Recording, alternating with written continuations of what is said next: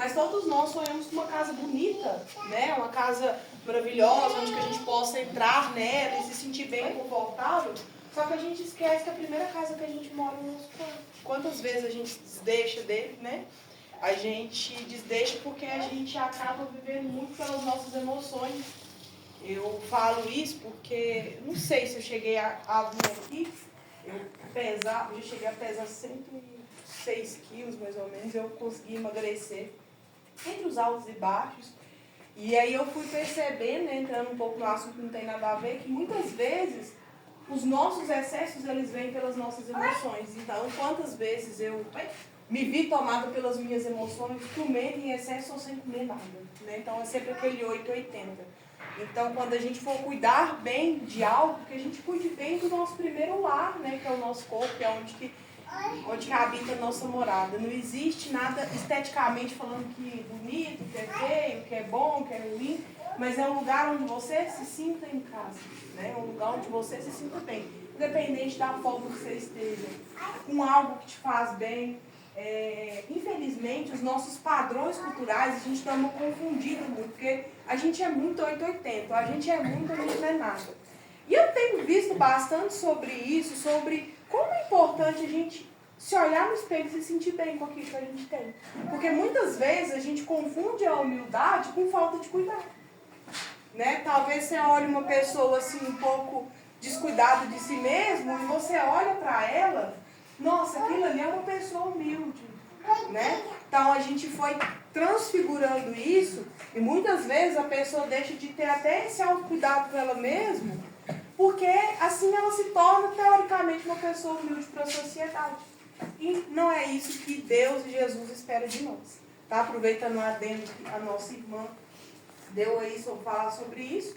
Então, que independente da maneira como a gente esteja, que a gente se sinta bem e feliz de morar no nosso corpo, de ter essa casa abençoada, de cuidar dela todos os dias, de se olhar no espelho e se sentir legal. E se tem alguma coisa que você não gosta, que você está vendo, só cabe a nós mesmos o poder de mudar. Não tem como eu passar essa responsabilidade para alguém, a não ser para mim mesmo. Né? Que seja com uma roupa que se faça você se sentir melhor, que seja com um objeto, ou com um brilho no olhar, ou qualquer outra coisa. É isso que é uma das ferramentas que a gente usa para transformar a nossa vida. E talvez seja até necessário eu falar isso aqui, não sei porquê, mas em uma das minhas inúmeras sessões de terapia, chegou-se a seguinte pergunta para o meu psicólogo um dia. O que é o amor próprio? Porque a gente escuta muito falar sobre isso, né? O que é o amor próprio? E aí ela pegou e falou pra mim que é se escolher, é saber falar não, isso aí nós já sabemos. Aí eu larguei ela, mas como que eu faço para construir isso? Porque não existe um botão que você liga e desliga. Nós sabemos que isso não é fácil. A gente sabe o quanto é difícil falar não para as pessoas. Principalmente quando tem um sentimento, uma emoção envolvida, ou alguma recompensa, qualquer coisa. E aí naquele dia ela me deu uma coisa muito importante que eu uso todos os dias da minha vida, e principalmente os dias que eu não estou bem. Ela me disse a seguinte frase: Jéssica, a construção do amor próprio que a gente tanto busca são as pequenas escolhas que a gente faz todos os dias por nós. Porque geralmente a gente mira no grande, a gente está ali olhando muito. O que é o grande é tipo assim, o que é o enorme, é o que eu chego lá rápido. Por exemplo, eu estou aqui começando um projeto comigo mesmo de uma melhora porque eu não estou me sentindo bem da forma que eu estou. Aí eu já estou mirando lá nos meus menos 30 quilos. E eu esqueço que o meu objetivo, que é isso que eu busco, ele é feito pelas pequenas escolhas que eu faço para mim no dia a dia. Inclusive, falar sim para mim também. Porque senão a gente se torna uma pessoa muito restrita. Né? Então a restrição e essa dureza que a gente tem com a gente mesmo, ela não nos leva para caminho nenhum. Então eu achei muito interessante e que bom que eu trouxe isso para vocês, espero que vocês possam levar de alguma forma. O que eu propus, eu vim falar para vocês hoje, eu estava até falando aqui que eu não sou como Deus, é maravilhoso, porque às vezes eu sou péssima. Né? Vou falar todas as vezes não, porque senão estão me desmerecendo demais. E eu acabei marcando 2 estudos no mesmo dia, os 2 na quarta-feira. E hoje essa pessoa maravilhosa me mandou um vídeo. E eu fui brincar com ela. Eu falei assim, Ivan, você não está me chamando para ir lá mais? Ela, ué, mas quarta-feira você vai lá? Eu falei, senhora Lavadinha, eu tenho compromisso na outra casa. E aí a pessoa que ia vir hoje também, foi bom que a pessoa que ia vir hoje também estava um pouco assim embolada com a agenda e a gente conseguiu adequar para que ela viesse na quarta, eu viesse hoje e todo mundo ficasse bem com os seus próprios compromissos. Então, como Deus é maravilhoso. Então, o que eu tinha preparado para falar, né, durante esse mês, nos meus encontros, eu queria muito usar o mês dos pais. Muito legal. A gente teve aí o Dia dos Pais, que foi ontem, né? O segundo domingo do mês, ele é sempre marcado. E de um tempo para cá, eu gostaria de compartilhar até algo um pouco pessoal meu, mas que eu até cheguei a compartilhar na minha rede social, então não é uma coisa fechada para as pessoas. E naquele momento eu senti que, de alguma forma, eu precisava fazer isso para que as pessoas vissem o quanto é importante o perdão. O quanto é importante a gente ter a coragem de perdoar. A gente ter a coragem de assumir o nosso lugar na vida das pessoas. E, inclusive, muitas vezes, o mais importante é a nossa insignificância. Porque toda essa busca que a gente tem, porque a gente se acha um ser muito maior do que os outros. Então, tudo que as pessoas fazem comigo, eu devo sempre estar perdoando elas. É como se alguém me devesse algo o tempo todo. Mas a gente esquece que a gente está no mesmo nível. Porque, sinceramente, se tivesse alguém num nível diferente do outro, com certeza ele estaria vibrando em outra energia. Ele não estaria nem preocupado se ele tem que perdoar alguém, se ele não tem, porque ele já entendeu tudo. Então, ontem foi domingo, dia 8 de agosto, o segundo domingo o segundo domingo de agosto, que é caracterizado como o Dia dos Pais. E essa data, para mim, foi uma data indiferente durante muitos e muitos anos. Assim como eu acho, talvez, espero que não, para a maioria das pessoas aqui, talvez ainda seja, mas eu espero que, assim como eu, não passe mais de liso na vida de vocês. E para a sorte daqueles que tiveram a oportunidade de conviver com seus pais, sempre foi uma data que marcasse. Mas esse ano eu tenho 32 e logo mês que vem eu já faço 33.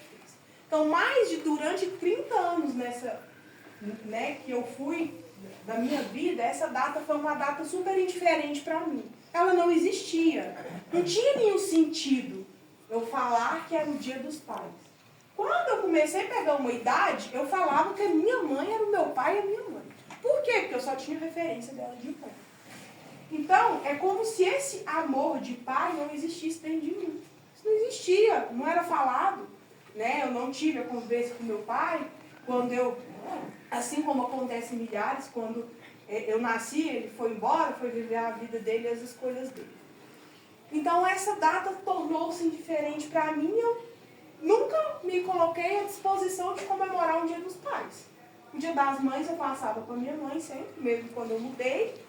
Mas o Dia dos Pais se tornava, para mim, um dia sempre como foi, indiferente.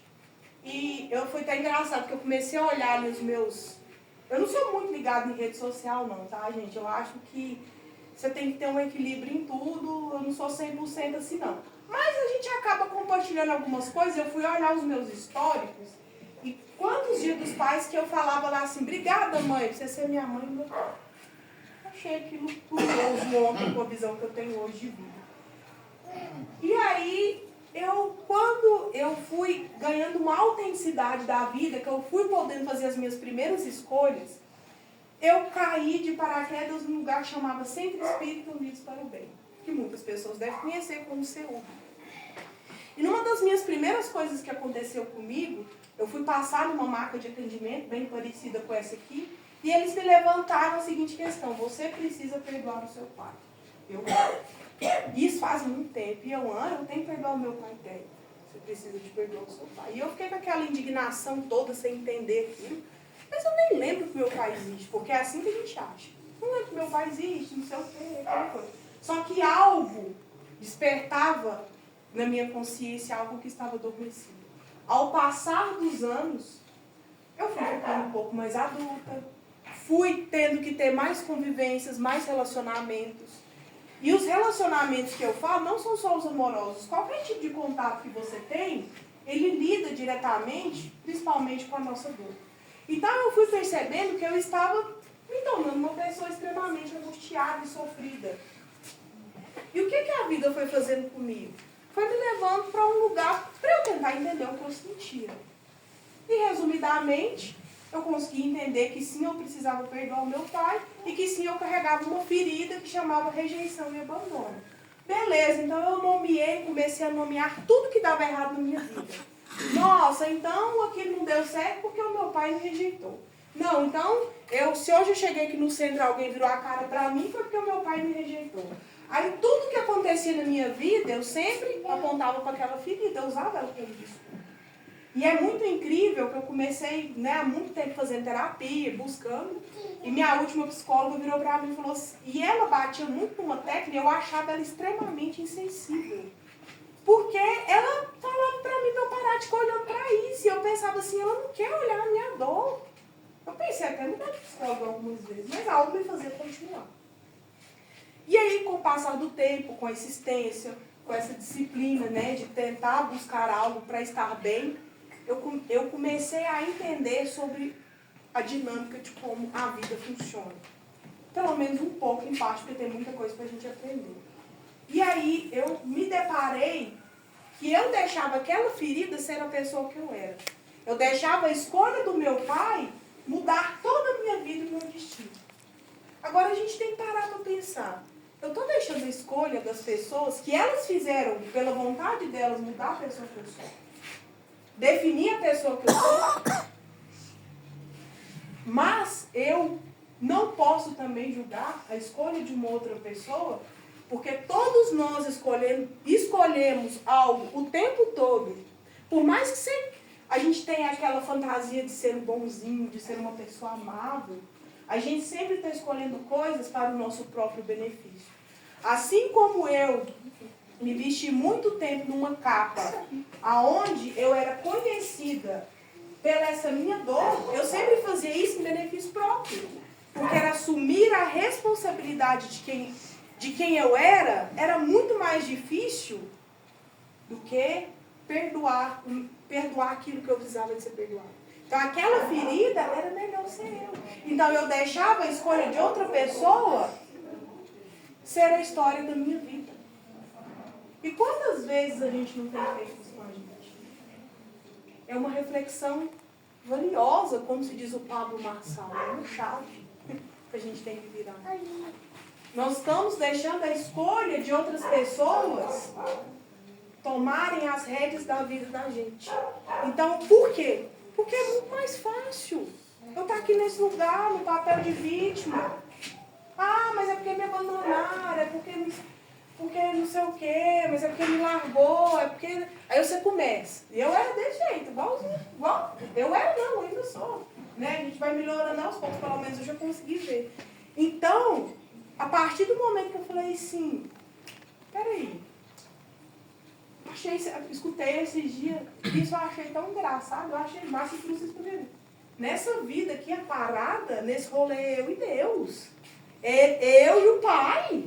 Ninguém tem o poder de escolher algo e isso interferir a rota da minha vida. Então, peraí, o que eu preciso fazer? Eu preciso parar de sentar, primeiramente, no banco de vítima. Porque se eu me levantar, tem até um meme sai muito aí no Instagram que eu acho massa, se o defunto levantar do caixão, acaba o velório na hora. Não tem mais ninguém para te rejeitar, para te abandonar, para escolher como vai ser sua vida. Mas levantar desse caixão custa. Custa um pouco. Então, quando a gente para de colocar a vida que eu quero ter, a vida que eu sou, nas mãos das escolhas que as outras pessoas fazem, o que eu faço com a minha própria vida? Eu coloco ela no meu controle. E se a gente for perceber, 70%, 80% do nosso tempo a gente não faz nada que a gente quer. Nada que é nosso. A gente está sendo levado por outras pessoas. Às vezes eu trabalho num emprego que eu não gosto, que eu não me identifico, e que outra pessoa escolheu como vai ser o meu dia todinho. Porque, por exemplo, se eu estou num trabalho onde eu não gosto, trabalho é necessário, é importante, tá, gente? Não é pra vocês pedirem conta amanhã, não. Ué, mas eu estava com essa ideia. Pelo amor de Deus. Mas eu estou deixando que outra pessoa venha de fora, né, com seus conceitos, com as suas escolhas, com as suas crenças, com as suas vivências, e determine como vai ser as minhas 8 horas naquele dia. Porque lá eu passo mais tempo que a minha família. Porque eu não sei escolher. Eu estou acostumada a colocar a minha vida na mão de outras pessoas. Por que não é para vocês pedir conta amanhã? Porque se eu pedir conta amanhã, eu estou ocupando meu papel de vítima. Peraí, o que eu quero? O que eu preciso fazer para sair dessa situação? Se eu estou num lugar que eu não gosto, o que eu preciso fazer para não estar lá mais? Seja em qualquer lugar da sua vida. Então a gente precisa assumir esse controle e trazer para a gente.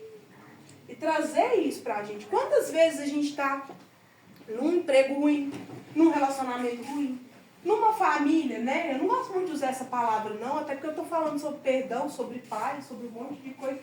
Num ambiente tóxico familiar. Não é porque a gente veio inserido naquele meio que a gente precisa conviver naquele meio. Eu não preciso deixar como aquelas pessoas escolheram viver, repetindo mais uma vez, seja a forma como eu quero viver a minha vida.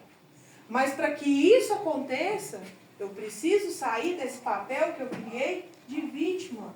Porque hoje, aqui, presente comigo, eu só estou falando com adulto.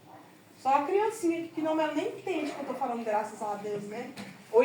Aliás, deve entender muito mais do que eu, só não consegue expressar ainda, né? Que a inteligência das crianças de hoje em dia são muito maiores.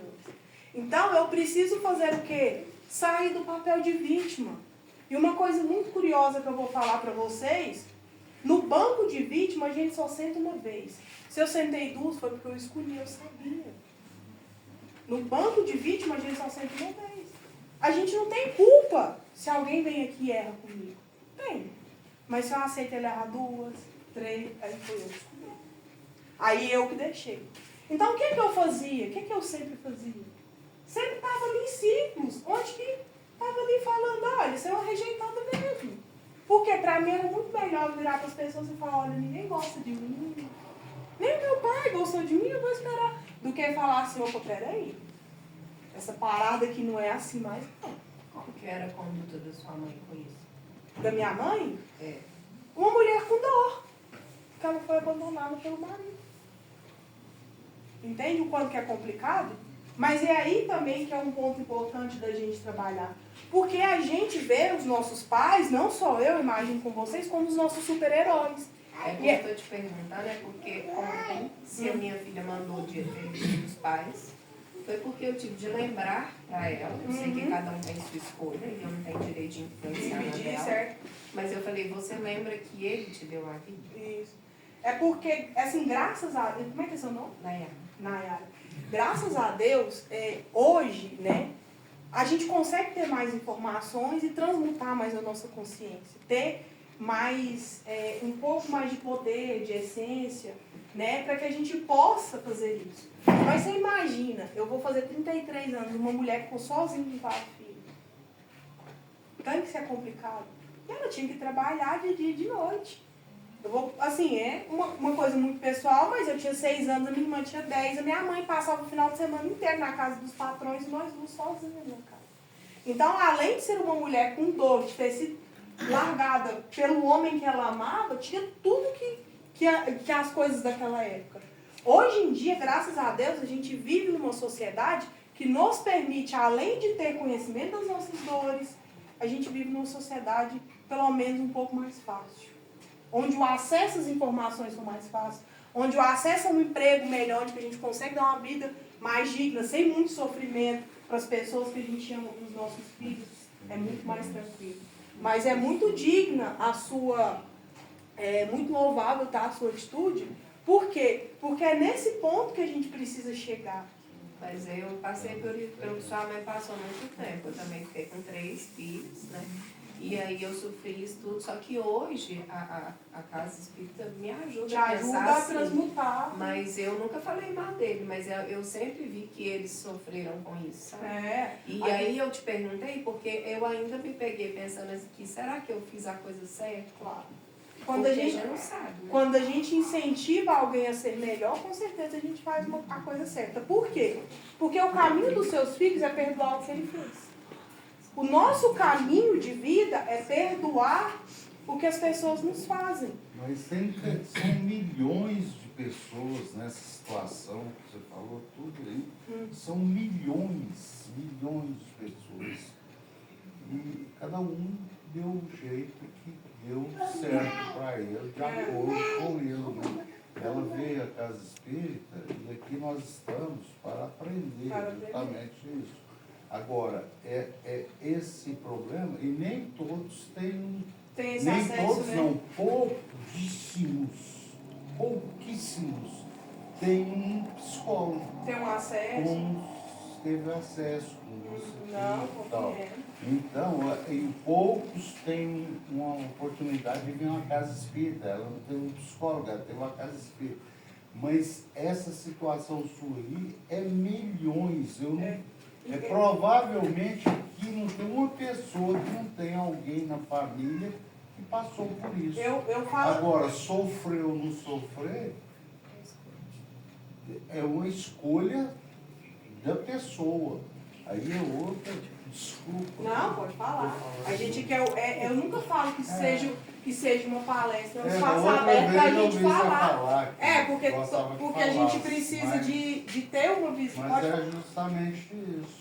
Um espaço diferente de um... Eu não acho que seja a pior coisa, não, porque são milhões de pessoas. É o mundo que nós vivemos desse jeito. E é isso. Desculpa. Não, que isso. Eu só para corrigir uma coisa com o senhor, eu não sei qual que é o acesso que o senhor tem às coisas que a gente busca, né, para as nossas consciências. Está aqui a Van, que é uma pessoa que, assim como eu, a gente gosta de buscar. E, infelizmente, como é que é o nome do senhor? Antenor. As nossas maiores dificuldades da vida adulta, ela vem da nossa infância. Ela é muito refletida da nossa infância. Então, tipo assim, quase todas as nossas dificuldades da nossa vida adulta, ela vem da infância. Inclusive, aquele cara agora fez uma denúncia, vocês devem ter visto, uma coisa muito importante. Crianças sendo usadas vulgarmente por causa de dinheiro.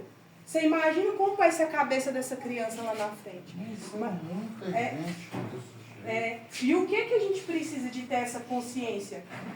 Que eu quero passar um pouco para vocês, vou deixar você falar, tá? Só para a gente completar o raciocínio. Que eu entendo perfeitamente que não são todas as pessoas que têm o acesso que a gente tem. Que não tem essa busca, né? Que às vezes a pessoa está desperta, é o caminho, porque a gente está caminhando, o caminho que a gente vai é muito daquele que a gente emana. Tem gente que não está preparado para escutar, para lidar com certas dores. Mas quando a gente escolhe o caminho da liberdade e de se libertar, ele não é um caminho tão fácil, tão bonito como a gente acha. Então a gente precisa cultuar essa consciência de entender quem a gente é, de nos levar para esse caminho de mais amor, de autocuidado, de coragem. Porque uma das coisas que eu vim falar para vocês hoje é sobre a coragem. E essa coragem, geralmente, ela vem muito do sexo masculino, né? Pelas coisas que eu venho estudando. Então, por mais que talvez a gente não tenha um pai presente, não teve, a gente precisa de buscar, através dessa força, dessa energia masculina, a coragem para enfrentar a vida. E o que eu queria até trazer de raciocínio para o senhor entender é que quando eu consegui entender quem o meu pai era para mim, como ele refletia a vida para mim, que eu não estou aqui para julgar ninguém, mas que eu entendi que ele era um ser humano assim como eu, assim como cada um de nós, e cada um de nós faz escolhas certas, erradas o tempo todo, ele tinha todo o direito de fazer as escolhas que ele fez. E o que eu mais podia ganhar do meu pai, que é a maior bênção de Deus, que assim não é só eu não, todas essas pessoas que o senhor citou, é a vida. E o resto, nós como adultos, a gente vai correr atrás. A gente vai buscar, né, nos alinhar com as expectativas que a gente tem. Então é esse caminho que a gente deve ter nessa consciência de que eu preciso ganhar a força, né? Então o que eu vim falar para vocês é que a coragem que a gente ganha quando a gente reconhece que está tudo bem o outro não ser perfeito.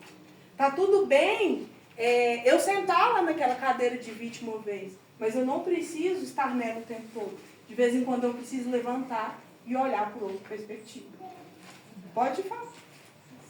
Falando do perdão, né? Quando a gente entende que o maior benefício é de quem perdoa e não de quem é perdoado, às vezes a gente consiga perdoar com mais facilidade. Justamente. E também quando a gente percebe, né, que as pessoas causam dores na gente porque cometeu erros, geralmente com a gente. Mas se a gente começar a olhar o lado positivo, todo mundo tem um lado positivo. Seu pai, né, te fez dores, causou dores para sua mãe, mas se você parar para refletir, ele tem qualidades, né? Justamente. Então, assim, às vezes a gente deixa de ser a vítima para passar a ser, né, o provedor de situações que traga alívio para todo mundo, né? Justamente. É porque, na verdade, como que é seu nome? Elis. A gente tem muito essa sensação, como eu disse até no início, que a gente é muito grande e que as pessoas passam o tempo todo nos devendo algo.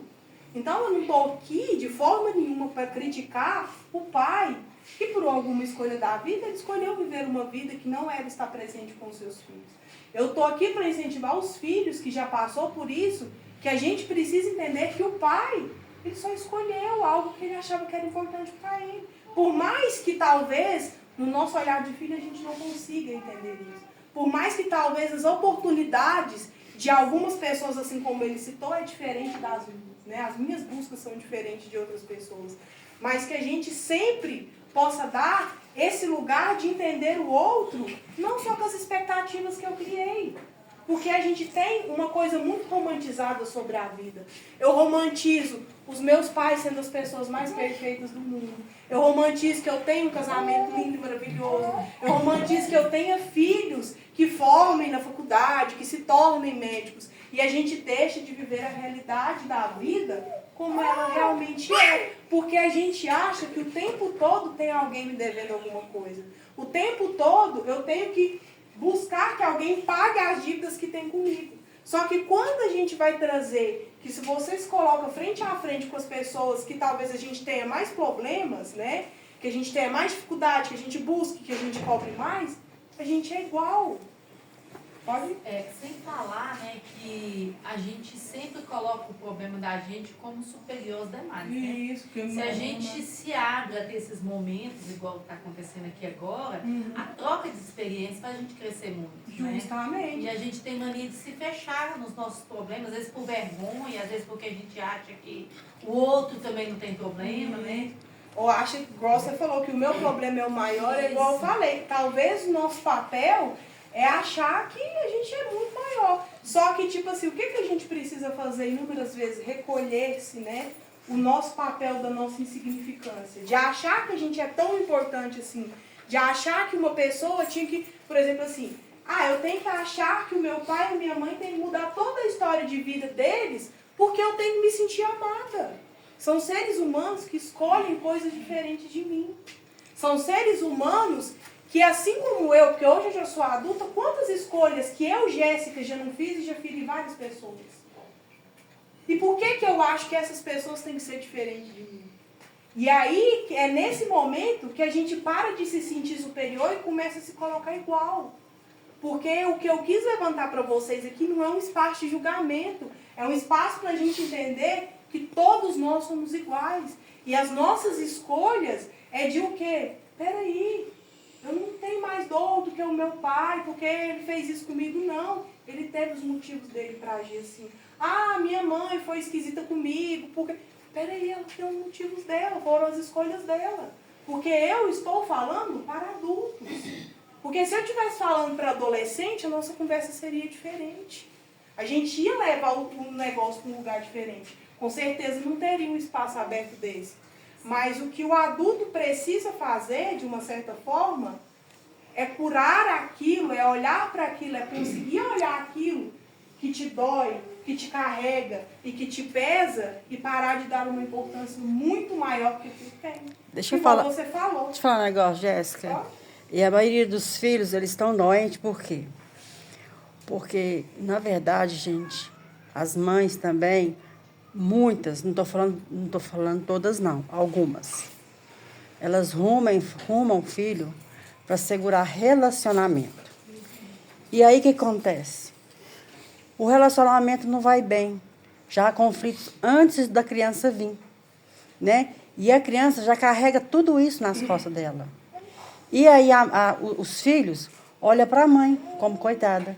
Então, a gente vê em tratamentos, eles têm mágoa do pai, nem é porque eles seguiram a vida deles, não. É porque as mães ficaram tão adoecidas e não conseguiram seguir a vida delas, que eles ficam presos com elas, mas querendo voar.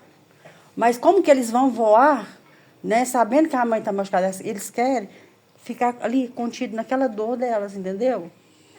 Quando, na verdade, eles só queriam ser felizes. Sendo que essa história veio antes deles, né? É muita coisa. Isso é muito complexo, né? É muita coisa envolvida nisso. Mas é um espaço para que a gente possa entender um pouco fora. Porque eu acho muito bacana, sabe, a gente falar muito sobre espiritualidade, falar sobre reencarnação.